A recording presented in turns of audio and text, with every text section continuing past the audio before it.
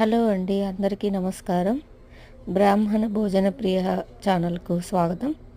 ఈరోజు మీకు simple and easy రోటి పచ్చడి చెప్తున్నాను. దీనికి కావలసిన పదార్థాలు: ఎండుమిరపకాయలు, వేరుశనగ పప్పు, జీలకర్ర, ధనియాలు, మినపప్పు అండ్ కొంచెం ఇంగువ, కరివేపాకు రెబ్బలు అన్నీ డ్రై రోస్ట్ చేసుకొని పక్కన ఉంచుకోండి. అదే ప్యాన్లో కొంచెం ఆయిల్ వేసి నేను ఇక్కడ క్యాబేజ్ మరియు కాలీఫ్లవర్ వేశాను.